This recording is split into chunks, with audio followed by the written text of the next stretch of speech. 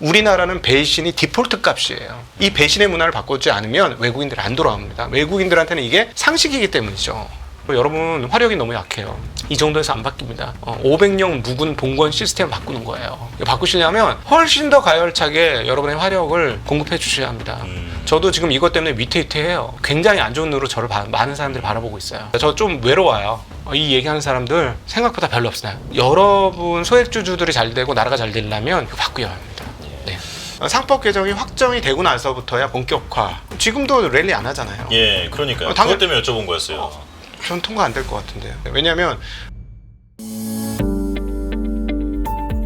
각도기의 전략노트 각도기님과 함께합니다. 어서 오십시오. 네, 안녕하세요. 어서 오세요. 네.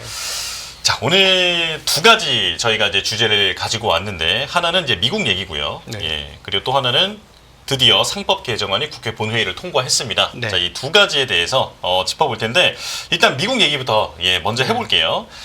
지금 미국 개조의 트럼프가 진심이다 진심이죠. 라는 그런 표현까지 있는데 시장 반응은 어떤지 한번 정리해 주실까요? 네, 이제 깨달았죠. 진심인 것을. 이거는 사람들이 그동안에 트럼프를 거래 기술자로 생각을 하면서 모든 것은 니고시에이션일 거야. 예. 결국은 저렇게 뻥카 치고 결국 얻어낼 거 얻어내고 정리할 거야. 가 기본적인 생각이었습니다. 근데 지난 한 주간을 통해서 뭔가 좀 바뀌었죠.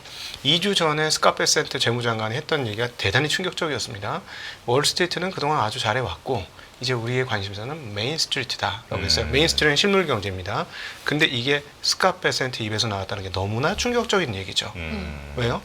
스카페센트는 실물 경제 사람이 아니에요. 월가 사람이거든요. 예. 그리고 그 사람 왔을 때 잘 아시다시피 코인 가격이 최고조에 달하지 않았습니까? 코인에 대해서도 긍정적이에요. 그러니까 그야말로 금융의 인물이거든요. 아니 금융의 인물이 나와서 메인스트리트를 얘기한다고? 뭐지? 근데 앞으로 여러분 계속해서 발견하겠지만 이런 사람들이 계속 튀어나올 겁니다. 이거는 어떤 문제냐면 세계관의 문제예요. 세계관. 예, 세계관의 문제이기 때문에 그리고 이거는 지금 트럼프 진영에 있는 세계관은 신앙적인 베이스도 있어요. 그렇기 때문에 지난번 총기격 피습 사건 이후 저는 훨씬 더 강화됐다는 느낌을 지울 수가 없습니다. 아마 이거겠죠. 주님께서 나를 구하셨어. 나를 이 길로 가라고 나를 부르셨어. 예. 오 할렐루야. 내 한 몸 다 바쳐. 이것이 나의 사명이야. 죽을 때까지 난 이 일을 하겠어. 어떻게? Make America Great Again. 난 이걸 하겠어. 하늘에서 나를 이렇게 불렀어. 이거죠. 각도기 목사님이신 줄 알았어요. 너무 연기를 잘해주셔가지고. 그러니까요. 이 서사가 지금 딱 들어가는데 이 세계관 차이가 어떤 거가 있냐면 트럼프 진영에서 봤을 때 이 자국을 망친 미국을 망친 세력은 어떤 세력들이냐? 자유주의적인 세계주의자들이에요. 네. 오바마, 바이든으로 명명되는 그 사람들이죠. 왜? 자, 이 사람들은 어떤 아이디어를 가지고 세계를 받느냐? 세계를 미국 중심의 일극 체제 안에서 균형 잡히고 질서 잡힌 세계를 만들어서 거기서 그 균형 가운데서 자신들의 원하는 바를 도모했죠. 그게 어떻게 된 겁니까? 자유무역을 했고요. 전 세계적인 자유무역을 했고 그다음 그 뒷단으로 또 전 세계적인 자유금융을 했었죠.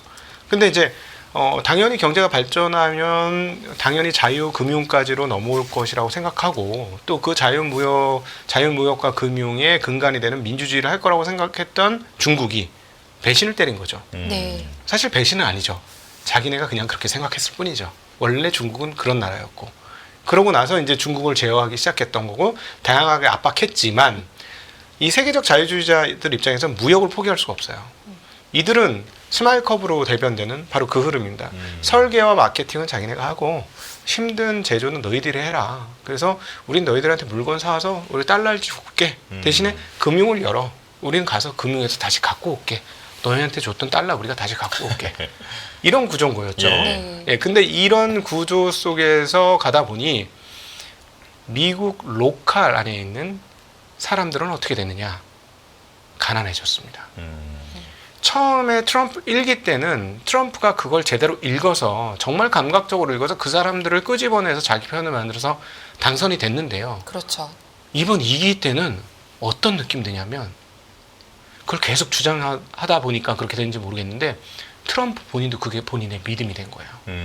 아, 네. 그리고 그 세력이 있어요. 이걸 우리가 보수적 현실주의자들이라고 부를 수 있을 것 같습니다.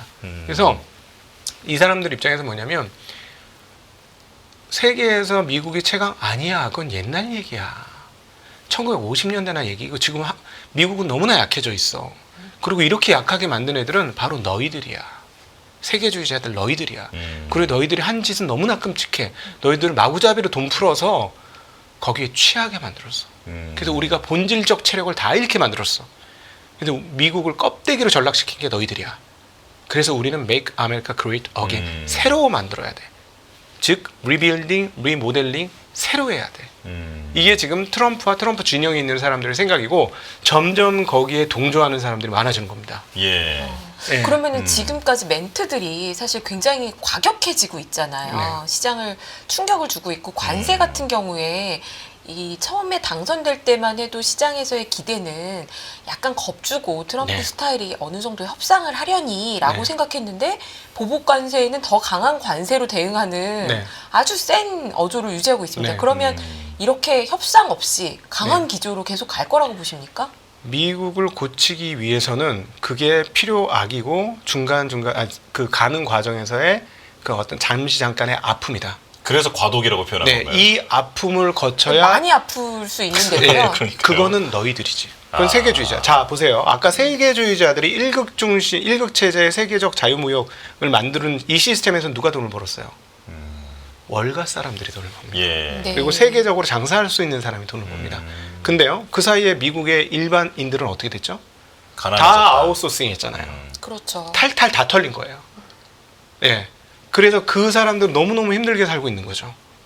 그래서 그 사람들의 대변자, 아마 피습 사건 끝나고, 오, 주여, 저들을 구원하라고 나를 부르셨군요. 아마 이런 그 아이디어나 생각들이 상당히 형성되어 있을 가능성도 높다. 트럼프는.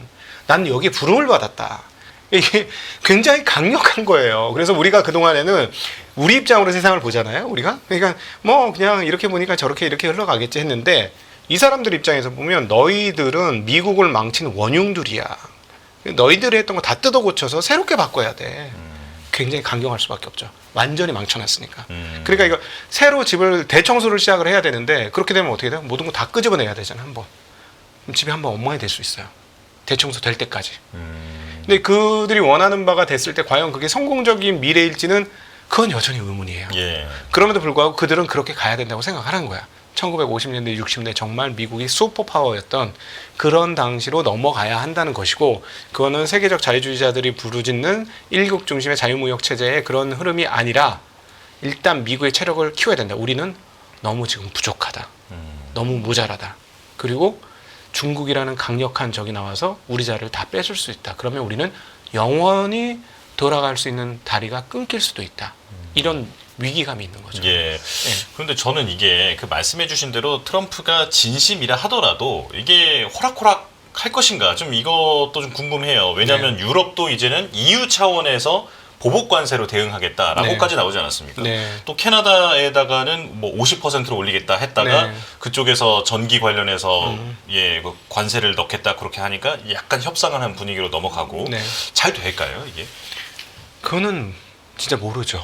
그러니까 아까 제가 말씀드렸지만 이들이 그렇게 해서 새롭게 리빌딩을 하고 리모델링을 하려고 하는데 저희 걱정은 1인당 국민소득이 7만 달러 되는 나라에서 예를 들어서 아시아에서 하는 그런 사업들을 가지고 와서 잘 해낼 수 있을까. 그리고 일반인들은 뭐 일정 부분은 그렇게 노동의 가치를 가지면서 그렇게 접근할 수 있겠지만 과연 미국이란 나라에서 아시아권 정말 배고 오라가면서 결핍에 있는 사람들이 나 직장에 취직시켜줘서 감사해요. 정말 열심히 일할게요. 하는 이런 이런 마인드를 가지고 일하는 사람들과 비견했을 때 그런 퍼포먼스를 낼 수 있을까? 그건 저 여전히 의문이에요. 예, 잘 모르겠어요. 그 부분은. 근데 그 사람들은 제가 그래서 아까 약간 종교적이라는 표현을 했잖아요. 예. 제가 오늘 계속 목사님처럼 그 시뮬레이션을 했잖아요. 그 이유는 진짜 밑단 배경에 그게 있는 거예요. 그러니까 그건 무슨 말이냐? 이게 그냥 쉽사리 뒤로 물러나지 않을 가능성이 있다. 네. 그럼에도 불구하고요. 트럼프는 비즈니스맨이고 미국 경제가 뭐 과도기를 거치는 수준이어야지 크게 망가지는 것은 트럼프에게도 좋지 않을 것 같은데요. 네네. 지금 이렇게 과격하게 관세 부과를 하면 경제학자들이 걱정하는 네. 것은 정보 효율화하면서 대량 실험 만들고 그러는 동시에 물가 올라가면 결국 이거 스태그플레이션 오는 거 아니야 이런 걱정이지 않습니까? 그건 세계주의자들의 얘기고 우리는 그렇게 생각하지 않는다는 거죠. 이런 얘기도 해요. 그러면 이렇게 얘기하죠. 주식시장이 10% 정도는 빠지는 거 생각 안 할 수 있는데 트럼프 대통령이 일기에서도 증시가 20% 이상 조정받으면 그때는 좀 신경 쓰는 것 같더라. 이 부분은 어떻게 보십니까? 지난번에 이런 얘기했어요. 일기 때는 네. 주식시장이 자기의 평가 지표였다. 지금 그렇지 않다. 그래서 지난번에 신경 쓰지 마. 그런 얘기 하긴 네, 했죠. 주식시장에 신경 쓰지 마. 돈케어 스탁 마켓이에요 지금. 그걸 사람들이 앞불싸하고 이제 깨달은 거예요. 그때 폭락이 나왔던 거예요. 나스닥 4% 폭락이 뭐야 진심이네. 아니 그냥 협상용인 줄 알았는데 이게 뭐야 이게 진심이네. 어쩌지? 근데 이분들은 아마 무슨 생각을 하고 있을 거냐면 지금 이렇게 해서 세팅을 잘 하면 리모델링을 잘 성공시키면 그 다음에 더 좋아질 거다. 더 잘 나갈 것이다. 그때가 참아라. 이 마인드가 분명히 있을 거고 그 다음에 자기네가 하는 대로 잘 될 거라고 믿는 거예요. 그래서 이렇게 생각하는 거죠. 관세 때문에 인플레이션이와 아니야. 금리도 낮추고 그 다음에 국가 세금 비용도 낮춰서 국가 운용 비용도 낮춰서 다 커버리지 할 수 있어. 그럼 이게 낮아지기 때문에 이쪽에서 또 상쇄될 거야. 이런 생각을 계속 하고 있을 거야. 그 계산을 하고 있고. 근데 우리가 경제학자들 봤을 때는 규모가 안 맞아. 예. 그렇게 해가지고 세금 깎아주고 관세 올리고 해가지고 나타나는 인플레이션 요소가 뭐 비용 절감하고 이렇게 저렇게 막 했을 때 그거하고 안 맞아. 지금 이런 상황이죠. 그러니까 주식시장은 안 맞아라고 생각하는 입장이에요. 그러니까 충격을 받는 겁니다. 그러니까 지금 어떤 상황이냐면 지난 2주간 트럼프가 되면 1기 때 주식시장이 너무 좋았거든요. 그러니까 트럼프가 되면 그리고 친기업적인 인사니까 이게 또 주식시장을 또 끝도 없이 좋게 만들겠다라는 기대감으로 바싹 올랐던 거예요. 근데 그 기대감이 이제 산산이 부서진 그런 상황이에요. 지금은 딱 어떤 때냐? 트럼프 당선 전 수준인 거예요. 자, 이제부터 조금 어려운데 아마 이것들을 타개하기 위해서 트럼프는 금리 인하에 대한 암묵적 압박 이런 것들을 상당히 진행하게 될 것 같습니다. 그리고 무역 수지 개선을 위해서 달러와 약세 이거 갈 것이고요. 그래서 제가 이제 한 달 전쯤에 나와서 이제 빗달러 자산 뭐 이런 얘기를 드렸었던 네. 거잖아요. 혹시나 이제 그의 전략이 그런 거니 그렇게 갈 수도 있겠구나 했는데 그 사이에 저의 생각은 뭐냐면 그때까지만 해도 이거는 정말 네고시에이션 내고 치는 내고 치는 정도 수준이라고 생각을 했는데 아니야 진심이야. 우리가 미국을 이 친구들을 잘못 해석했어. 내 방식대로 해석한 거야. 이거는 단순히 경제적 안목으로 경제적 관점으로 보면 되는 게 아니고 이 세계관 그리고 이 세계관을 깔고 만들어주고 있는 철학 그다음에 그 밑에 있는 종교성 이런 것까지 다 생각해서 같이 봐야 되는 그런 상황이 미국 시장에서 지금 펼쳐지고 있는 것이다. 예. 그러면 이렇게 여쭤볼게요. 원래 2부 질문에는 없었는데 또 각도기 부장님께 저희가 또 안 여쭤볼 수 없는 게 테슬라입니다. 지금 일론 머스크가 이제 어떻게 보면은 트럼프 당선의 최대 수혜자가 될 거라고 시장에서 기대를 했었는데 심지어 그 기조는 바뀌지 않았습니다. 트럼프 대통령은 강력 지지한다고 얘기했고 어느 누구도 해방할 수 없다. 나는 서포트한다라고 계속 강하게 발언하고 있는데도 테슬라 주가는 매우 좋지 않고 그리고 JP모건은 심지어 일론 머스크 자체를 좀 리스크다. 이제 목표 주가를 하향 조정했단 말이죠. 목표 주가를 현 주가의 절반으로 네. 제시를 했어요. 120달러로. 예, 어떻게 보십니까? 어떻게 보십니까? 극적이죠. 극단적으로 갈리죠. 500달러 보는 사람도 있고 지금 120달러 보는 사람도 있고 그런 상황인데 테슬라 주주분들한테는 조금 안타까운 얘기긴 한데요. 테슬라가 처음 시작은 스페이스X로 했어요. 근데 이제 갑자기 의외로 테슬라가 나온 거예요. 그래서 그걸 인수하게 된 거죠. 해보다 보니까 답답해가지고 본인이 인수를 한 거예요. 근데 사실은 너무 빨리 인수를 했어요. 그래서 굉장히 고통받았습니다. 왜냐하면 두 회사가 다 굉장히 어려움을 봉착한 적이 있었거든요. 그래서 두 아이가 있는데 두 아이를 다 죽일 것이냐 살릴 것이냐 고민이 있었다. 이런 고백을 해요. 근데 어쨌든 운 좋게 그것들 두 개를 다 성공했습니다. 근데 머스크의 행적을 보면 어떻게 되냐면 그것들이 세팅이 잘 돼서 알아서 잘 돌아가면 그 다음 일을 합니다. 테슬라가 자리를 잘 잡고 잘 돌아가게 되자 했던 일이 뭐죠? 네, 트위터 X를 인수했죠. 네. 자, 트위터에서 7,500명 중에 약 한 6,000명 정도를 감원을 했어요. 그래서 이제는 또 좀 돌아가는 것 같아요. 트위터가 알아서. 네. 자, 할 일을 다 했습니다. 자, 이런 일론 머스크 같은 사람들은 뭐냐면 자기에게 과업이 주어졌을 때 그 과업에 몰입해서 그 과업이 성취될 때까지 자기를 몰아붙이는 성향이 있어요. 잘 아시죠? 그냥 간이 침대 놓고 옆에서 자면서 그러니까요. 매일같이 1억씩 써도 죽을 때까지 못 쓰는 사람인데 간이 침대에서 자면서 일해요. 네. 주 120시간씩은 일을 해야 한다. 네. 네, 이렇게까지 얘기를 이 하네요. 사람은 과업이 훨씬 중요한 사람이에요. 이거에 포인트를 맞추셔야 돼요. 자, 나머지는 지금 자동 사냥이 다 됩니다. 스페이스X 자동으로 돌아가요. 테슬라 자동으로 돌아갑니다. 트위터 X도 자동으로 돌아가요. 이 사람한테 지금 제일 중요한 게 뭘까요? 전 돋질 것 같아요. 정부 효율. 이 사람에게 미션으로 지금 온 거. 이거 반드시 과업을 달성해야 돼요. 그리고 엄청난 사명감을 느껴요. 그동안에 느꼈던 사명감과는 조금 더 다른 사명감을 느끼게 될 거예요. 이 네. 사람, 그러니까 우리가 일반적으로 생각할 때 이 일을 잘해가지고 내 사업을 더 키워야지. 전 그거 아니라고 봐요. 그 이 사람 잘못 해석한 거예요. 제가 보기에는. 그 이런 정도 되는 사람은 그 돈 몇 푼 더 벌겠다고 사업을 전 절대 노라고 생각합니다. 왜냐하면 이 머리 좋은 사람이 이거 계산 안 했겠어요? 지금 많은 이제 테슬라 지지자들은 뭐라고 얘기하면 주니퍼가 안 나왔기 때문에 그렇다라고 해요.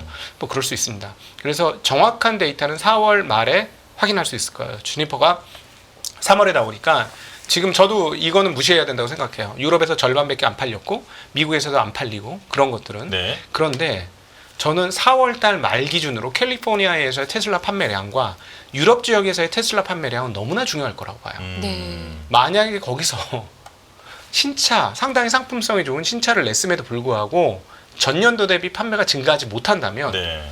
저는 이건 굉장히 재앙이라고 봐요. 아. 그러면 일론 머스크가 그것 때문에 뭐 일부 신경이 쓰이고 상처를 받을 수는 있으나 그리고 너무 주가가 많이 떨어지면 안 되죠. 왜냐하면 굉장히 그 주식 기반으로 세워진 사람이에요. 그리고 그쵸. 주식을 철저하게 잘 이용해서 여기까지 온 사람이라서 너무 많이 떨어지는 거는 뭐 결단코 좋아하진 않겠죠. 그럼에도 불구하고 제가 보기에는 지금 우선순위는 돋질 가능성이 매우 높다라고 보입니다. 그러니까 그건 우리 생각이고 예. 그 사람은 그 사람의 생각을 하는 거잖아요. 예. 그러니까 이제 희망과 현실에 대해서 우리가 좀 냉정하게 좀 분석을 해볼 필요가 있다 정도로 일단 정리를 해야 할 것 같아요. 시간이 왜냐하면 벌써 다 됐네요. 예, 네. 매우 중요한 이슈가 또 있잖아요. 네, 네. 네, 각도기님께 반드시 좀 설명을 듣고 싶습니다. 자, 이번에 상법 개정안이 국회 본회의를 통과했습니다. 물론 앞으로 남아있는 그 과정이 조금 더 있기는 하죠. 거부권이라든지 이런 가능성도 있으니까요. 자, 하지만 이제 투자자들의 반응은 뜨겁고, 예, 그리고 제가 조금 전에 채팅창을 봤을 때 수고하셨습니다라는 얘기도 서로 하시더라고요. 네.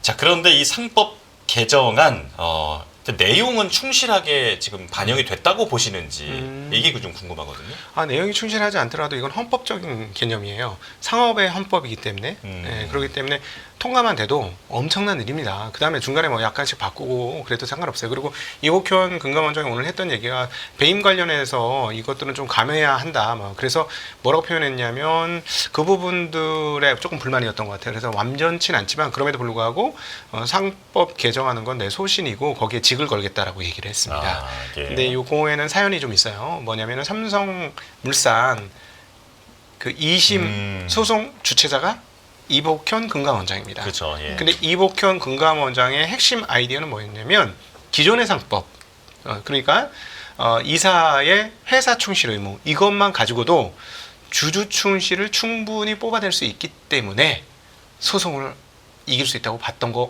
같기도 해요. 아, 네. 예, 그렇게 했는데 결론은 어떻게 났냐? 재판부에서는 그렇게 주장을 하는데 검찰 측에서 그렇게 주장을 하는데 이렇게 우리가 판례를 보니까 즉 그동안에 80년대부터 지금까지 모든 재판 결과를 다 뒤져봤다. 모든 판례를 다 봤는데 우리나라에서는 이사의 주주 충실 의무가 없더라. 단 한 건도. 그러면서 재판부에서 이렇게 얘기했죠. 그렇기 때문에 너희들이 이사의 주주 충실 의무를 이사의 뭐 그러니까 회사 충실 의무와 이렇게 하려고 하는 거 네. 그거를 정말 주주 충실 의무 하고 싶으면 법을 새로 입법해라. 음. 라고 재판부가 얘기를 했습니다. 예. 예.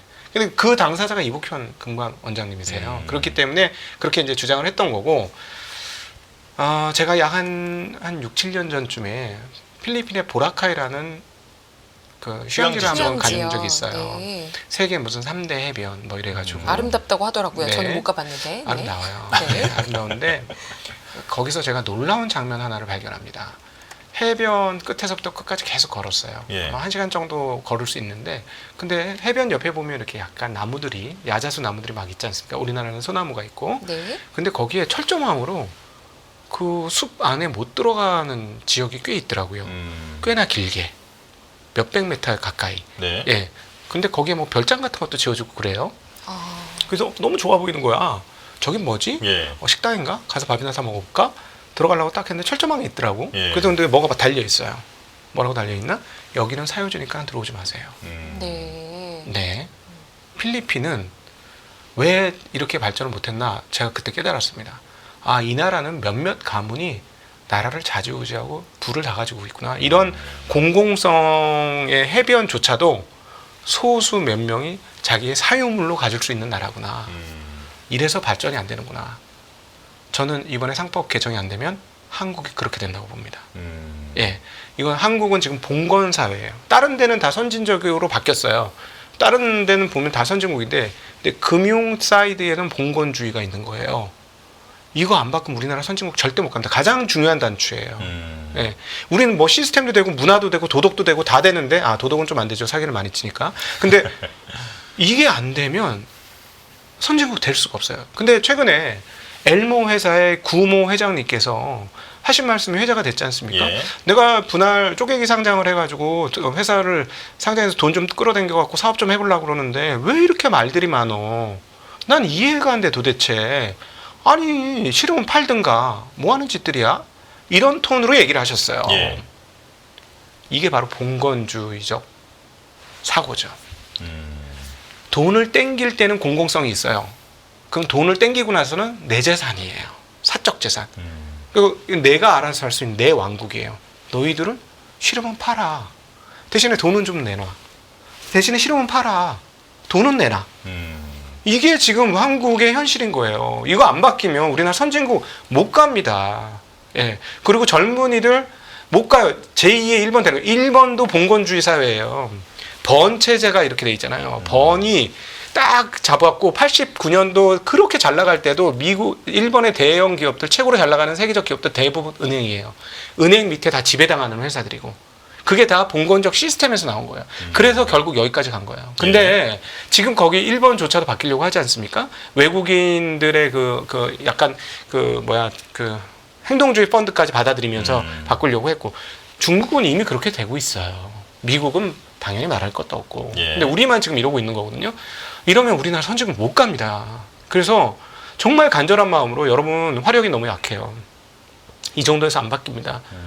500년 묵은 봉건 시스템을 바꾸는 거예요.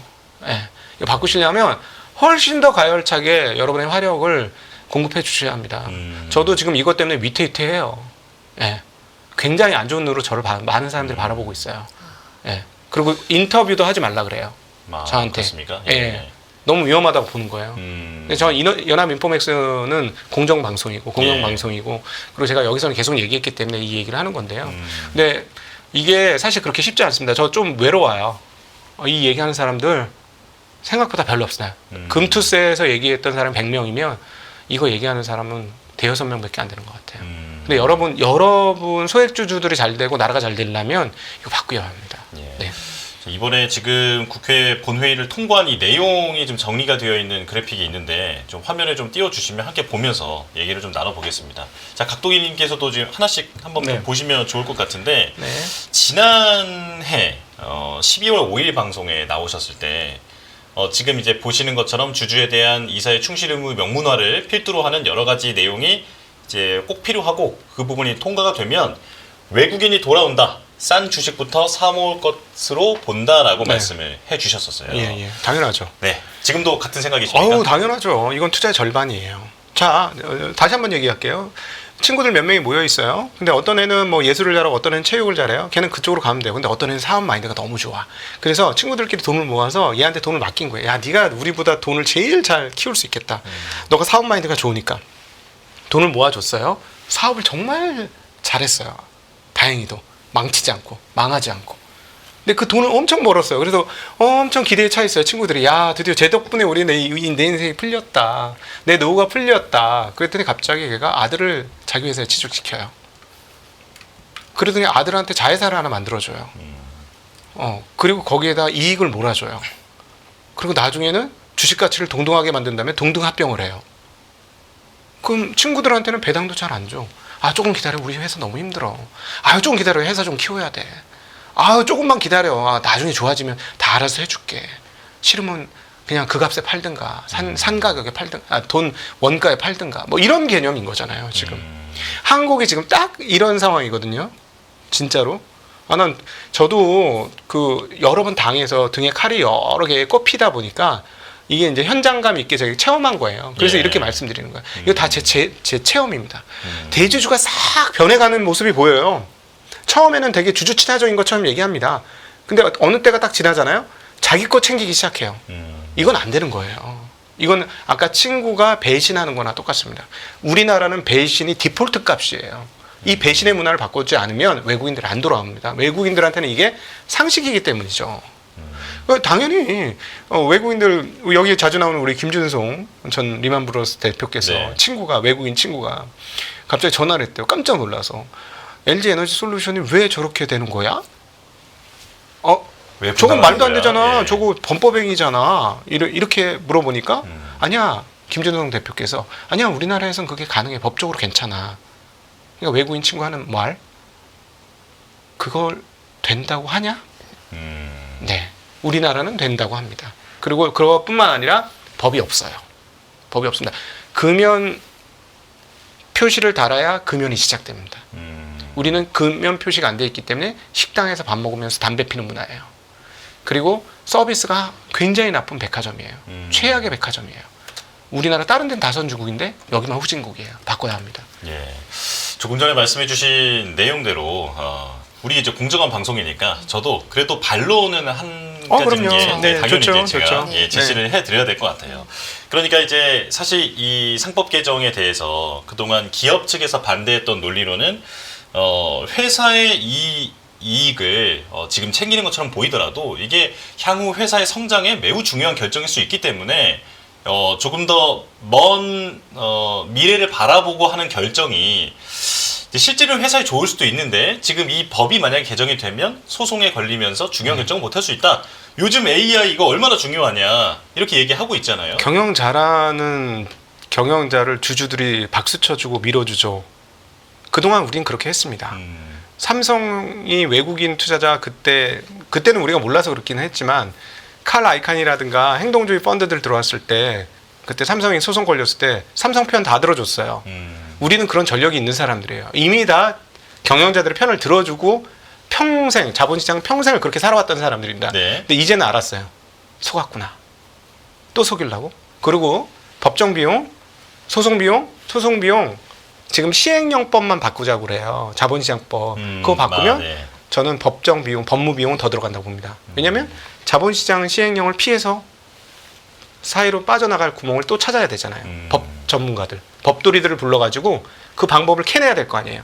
그러면 더 많은 변호사들과 법조인들을 땡겨가지고 그걸 알아내야 되겠죠. 지금 소송이 정말 말도 안 되는데 주주 대표 소송 같은 거요. 십몇 년 동안 1년에 한 건, 평균 한 건밖에 안 나와요. 데이터가 절대 그렇게 얘기 안 합니다. 네. 데이터가 그렇게 얘기 안 하는데 왜 도대체 그렇게 얘기하는 거죠? 그거는 봉건사회라서 그래요. 나의 성을 지킬 거야. 대신에 저거는 열려있죠. 자본 조달은 공개시장에서. 네, 편하게. 대신에 그 이유는 내 성 안에서 내가 주인이야. 너희들은 참교하지 마. 지만 나갈 땐 아니란다. 예. 내가 문을 열고 닫고는 내 마음이지 니들이 상관하지 마. 대신에 우리가 필요할 때 장원은 우리한테 줘. 이게 나라를 위한 거야. 근데 이게 나라를 위한 걸까요?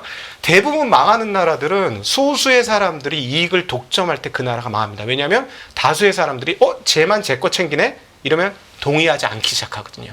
그게 나라가 망하는 역사의 대표적인 흐름들입니다. 네.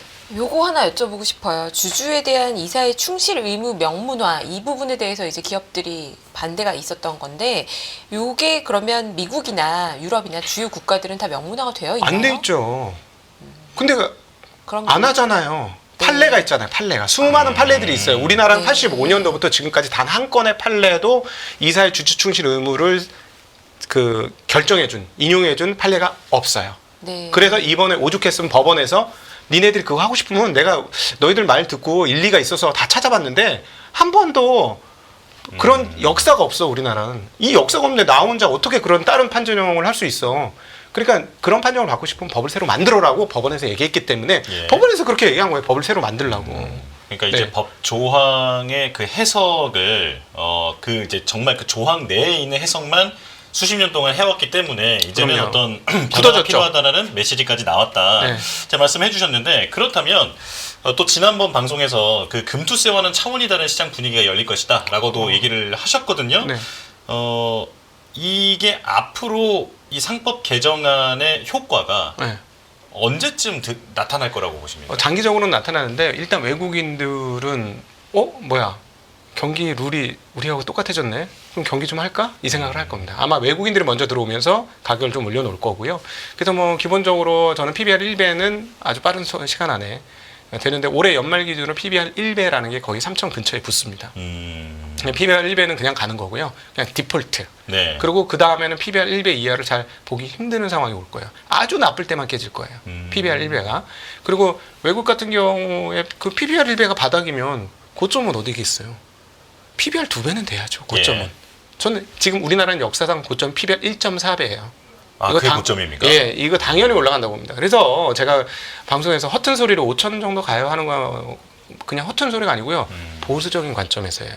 왜냐하면 2배까지도 볼 수 있을 것 같은데 괜히 그냥 막 찔러놨다가 욕먹으면 안 되니까 조금 보수적으로 한 1000포인트 빼서 말씀드리는 거예요. 네. 정말 말씀하신 대로 PBR 2가 되면 네. 6천이 되는 거잖아요. 그렇죠. 네. 네.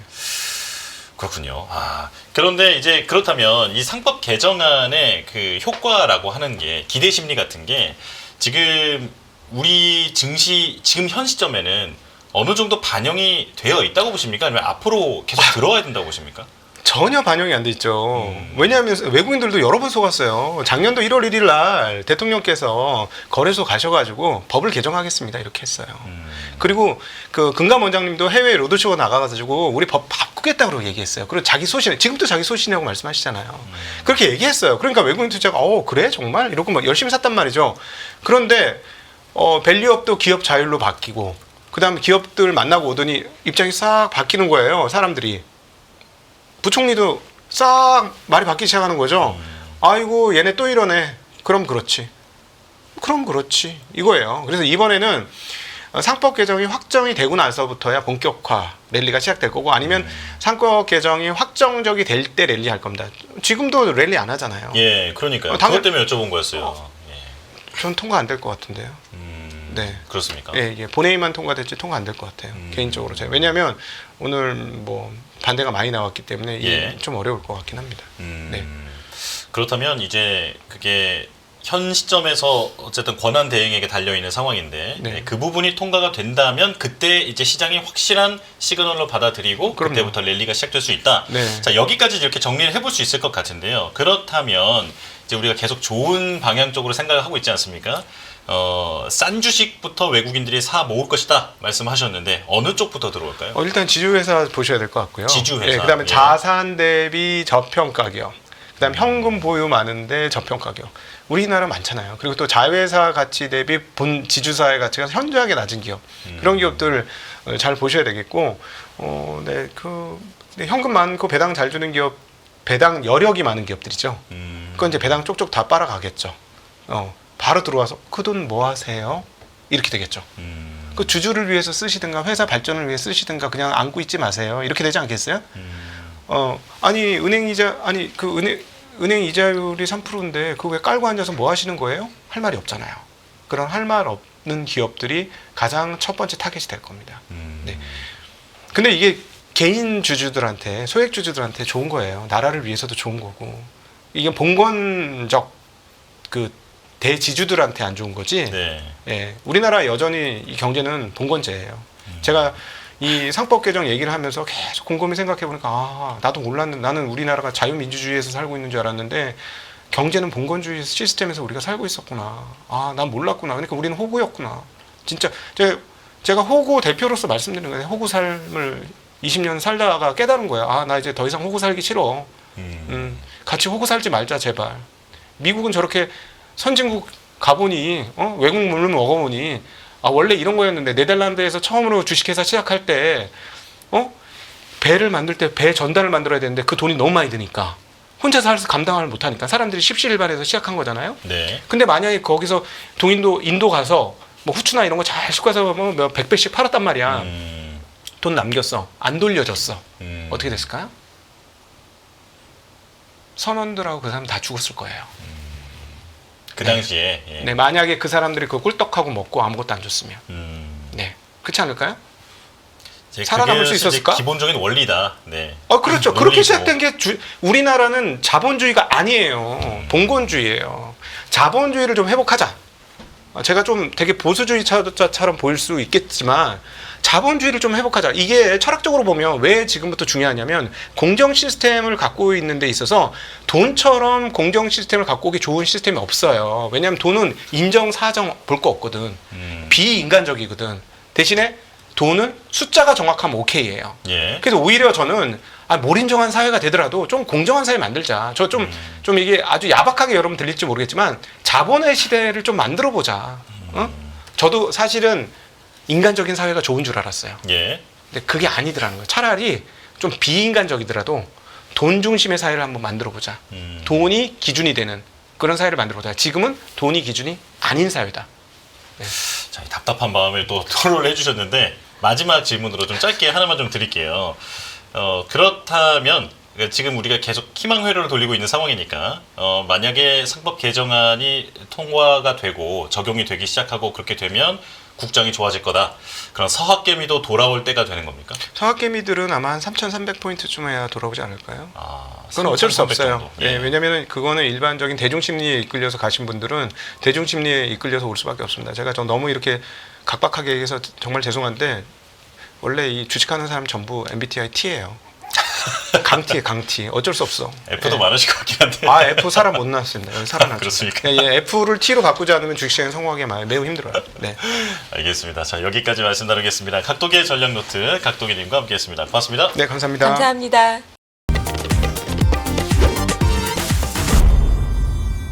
더 많은 영상을 보고 싶으신 분들은 화면 오른쪽에 있는 구독 버튼을 눌러주시기 바랍니다. 그리고 영상을 보시면서 좋아요는 필수인 거 아시죠? 항상 인포맥스 라이브를 사랑해주셔서 감사합니다.